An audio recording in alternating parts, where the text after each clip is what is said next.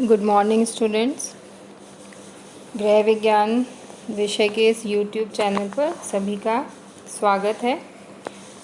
आज हम अध्ययन कर रहे हैं स्वास्थ्य की अवधारणा या कंसेप्ट ऑफ हेल्थ। यह जो टॉपिक है यह BA home science second year में चलने वाला जो विषय है हेल्थ साइंस स्वास्थ्य विज्ञान, उसके अंतर्गत पढ़ा जा रहा है कंसेप्ट ऑफ हेल्थ, स्वास्थ्य की अवधारणा।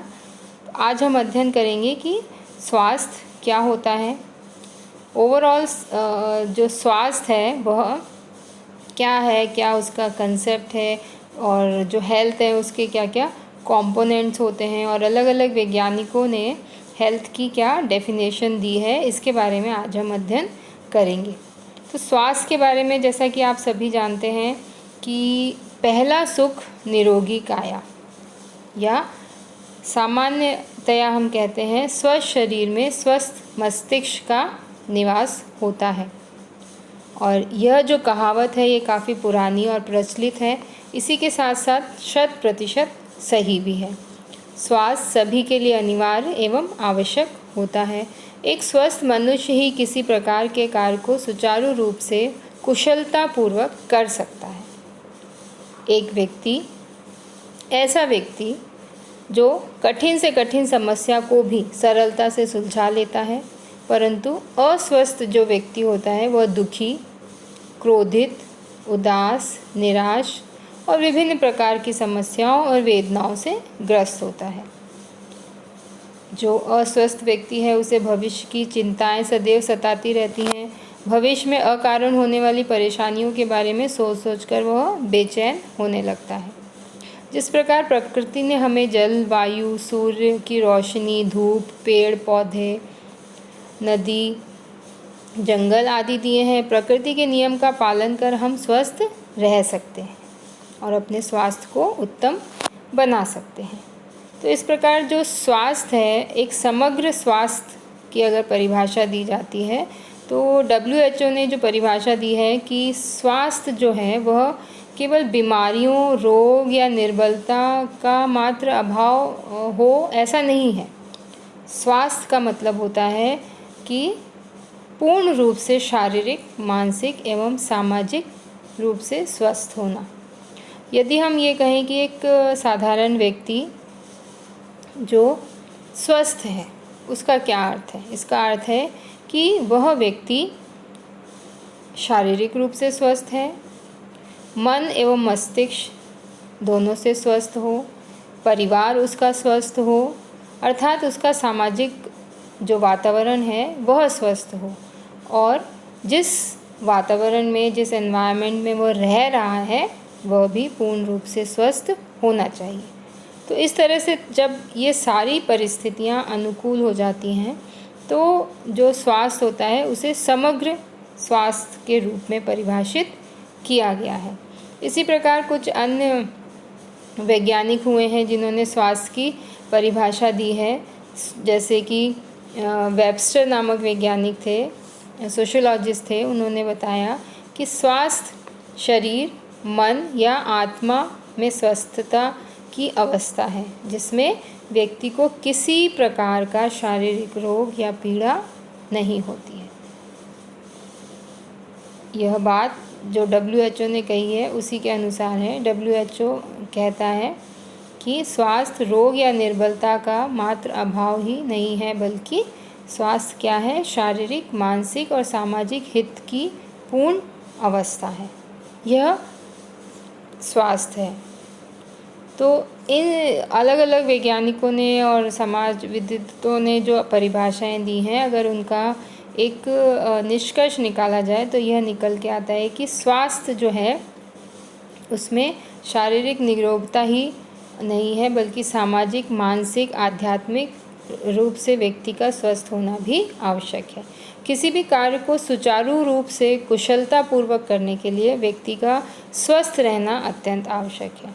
एक प्रसन्नचित्त, निरोगी एवं स्वस्थ व्यक्ति को किसी भी कार्य को कुशलतापूर्वक संपन्न करने की वह क्षमता रखता है। अतः जीवन की गुणवत्ता को समुन्नत करने के लिए संपूर्ण अवस्था जिसमें कार्यकुशलता, शारीरिक स्फूर्ति, मानसिक संतोष एवं सुख चैन पर विशेष बल दिया जाना अत्यंत ही आवश्यक होता है।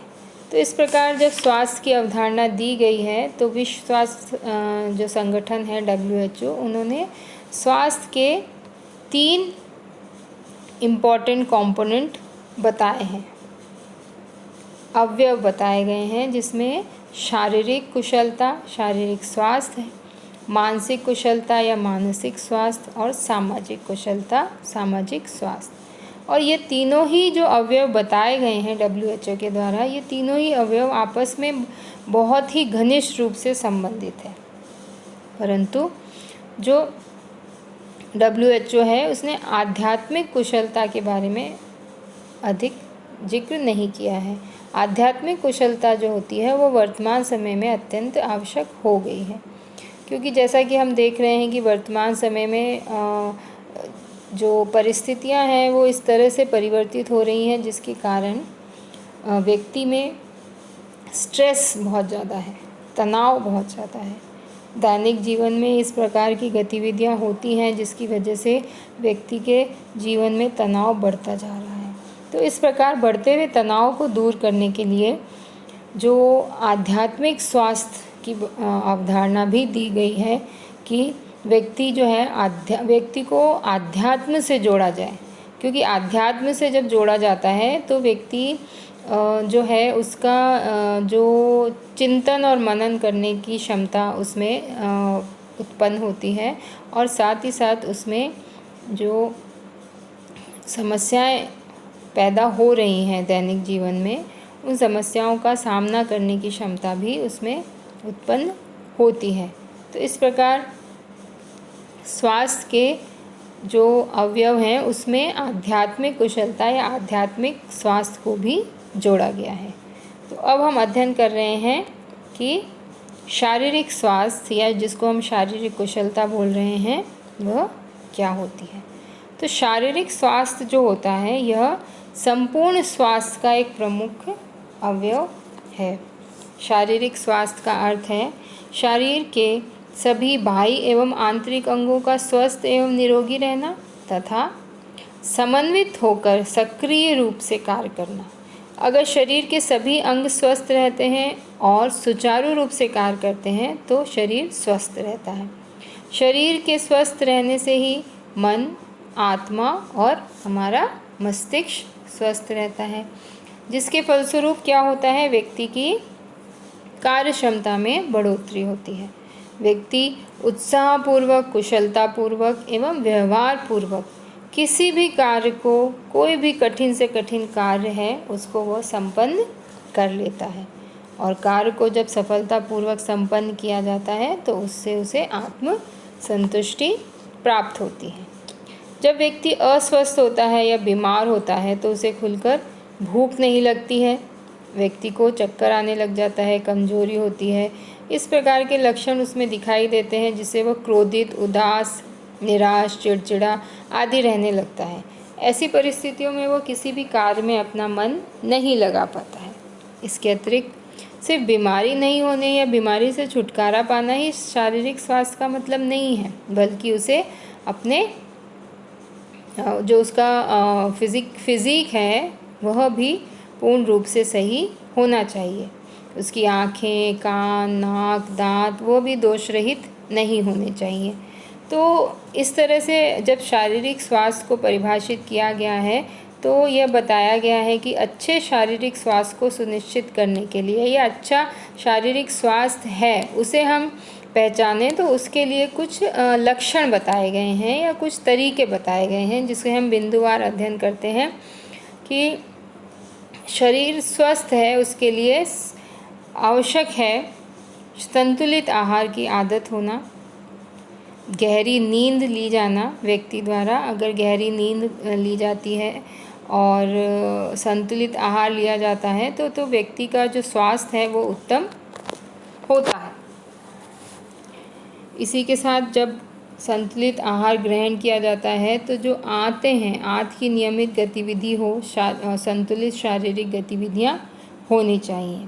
इसी के साथ जो नाड़ी का स्पंदन है, रक्त दाब है, शरीर का भार, व्यायाम, सहनशीलता आदि सब कुछ व्यक्ति के आकार, आयु, लिंग के लिए सामान्य मानकों के अनुसार होना चाहिए। इन सब बातों का ध्यान रखना है। शरीर के सभी अंग सामान्य आकार के हों और उचित रूप से कार्य कर रहे हैं, अगर ऐसा है तो व्यक्ति जो है वो स्वस्थ, उसका जो स्वास्थ्य है अच्छा शारीरिक स्वास्थ्य की श्रेणी में वह आता है।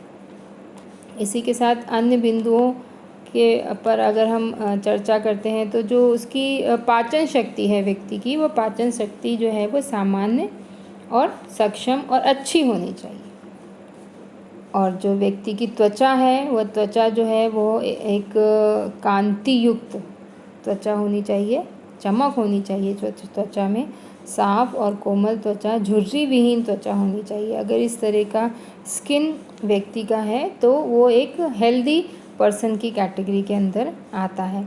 इसी के साथ साथ अगर हम सेंस ऑर्गन की या घ्राणेंद्रियों की, ज्ञानेंद्रियों की बात करते हैं तो जो हमारे शरीर की ज्ञानेंद्रियां हैं, हमारी आँख जो विज़न के लिए, नाक स्मेल के लिए रिस्पॉन्सिबल है, कान जो हैं वो हियरिंग के लिए रिस्पॉन्सिबल हैं और हमारी जीभ टेस्ट के लिए रिस्पॉन्सिबल है।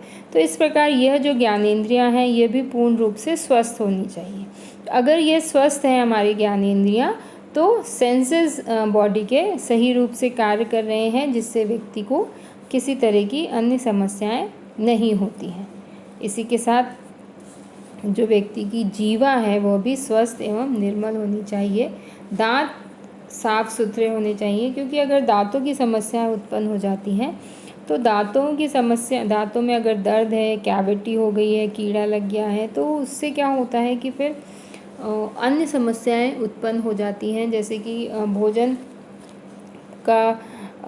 भोजन की च्यूइंग प्रोसेस प्रॉपर नहीं होगी और इसकी वजह से अन्य बीमारियां भी हो सकती हैं, पाचन की क्रिया प्रभावित हो सकती है। इसके अलावा स्वस्थ व्यक्ति के लिए अगर हम देखें तो मुंह से उसके दुर्गंध बिल्कुल भी नहीं आनी चाहिए। अगर मुंह से दुर्गंध आ रही है इसका मतलब मुंह के अंदर कुछ समस्याएं पैदा हो गई हैं।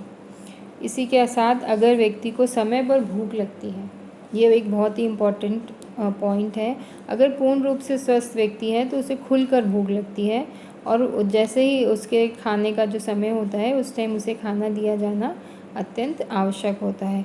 तो अगर समय पर भूख लगती है और भोजन पर्याप्त मात्रा में ग्रहण किया जा रहा है तो वो भी एक अच्छे स्वास्थ्य का लक्षण माना जाता है।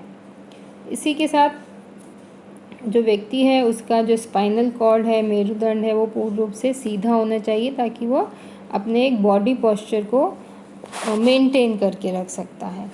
इसी के साथ व्यक्ति का नाड़ी संस्थान, कंकाल तंत्र, तंत्रिका तंत्र, मूत्राशय, मलाशय, ये सभी स्वस्थ होना चाहिए और उचित रूप से कार्य भी करना चाहिए।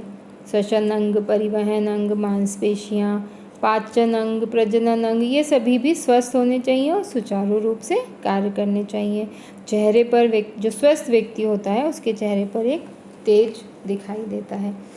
इसी के साथ मल विसर्जन से संबंधित जो अंग हैं वह भी स्वस्थ होने चाहिए, सुचारू रूप से कार्य करने चाहिए। शरीर की ऊंचाई के हिसाब से व्यक्ति का वजन होना चाहिए, जो कि स्वस्थ व्यक्ति की पहचान होती है। और शारीरिक संगठन जो है, बॉडी का जो कॉम्पोजिशन है वो भी उचित होना चाहिए।